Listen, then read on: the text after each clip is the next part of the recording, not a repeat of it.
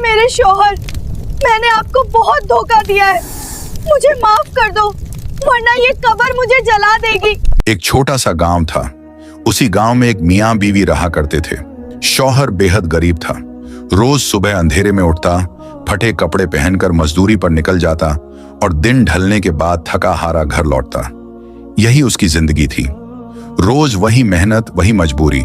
लेकिन जब भी शौहर मजदूरी के लिए घर से निकलता, उसके पीछे घर में कुछ और ही होने लगता। उसकी बीवी ने शर्म और हया की सारी हदें पार कर दी थी। वह गैर मर्दों से नाजायज ताल्लुक रखने लगी। दिन बीतते गए और गुनाह बढ़ता गया। कुछ ही समय बाद वह औरत अचानक बीमार पड़ गई। बीमारी ने ऐसा जकड़ा कि कुछ ही दिनों में उसकी मौत हो गई। गांव वालों ने अफसोस जताया। जनाजा इज्जत के साथ उठाया गया। कब्रिस्तान ले जाकर उसे दफना दिया गया। सब लोग इन्ना लिल्लाह पढ़ते हुए वापस लौटने लगे। लेकिन कब्रिस्तान से अभी कुछ ही कदम चले थे कि अचानक कब्र के अंदर से दिल दहला देने वाली चीखें सुनाई देने लगी। मुझे निकालो, मैं जिंदा हूं, खुदा के लिए मुझे बाहर निकालो।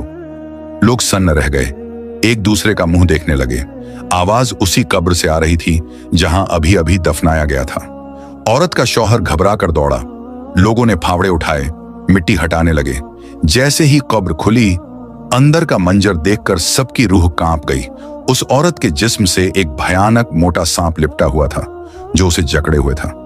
वह औरत दर्द से तड़प रही थी, चीख रही थी। अचानक वह औरत कब्र के अंदर खड़ी हो गई, आंखों में डर, चेहरे पर पछतावा। वह रोते हुए बोली, ऐ मेरे शौहर, मुझे माफ कर दो।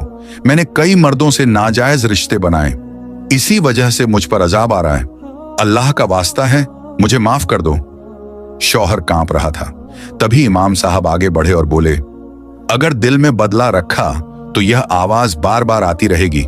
माफ कर दो और अल्लाह पर छोड़ दो। भारी दिल से शौहर ने माफी दे दी। जैसे ही माफी के अल्फाज निकले, वह औरत अचानक कब्र के अंदर गिर पड़ी। सांप उसे जकड़ते हुए मिट्टी में गुम हो गया। लोगों ने बिना देर किए कब्र को फिर से बंद कर दिया। सब खामोशी के साथ वहां से लौट आए। कब्रिस्तान में फिर सन्नाटा छा गया। लेकिन यह कहानी एक सख्त सबक छोड़ गई। इसी तरह और वाकयात सुनने के लिए चैनल को सब्सक्राइब करें और कमेंट में अल्लाहू अकबर जरूर लिखें।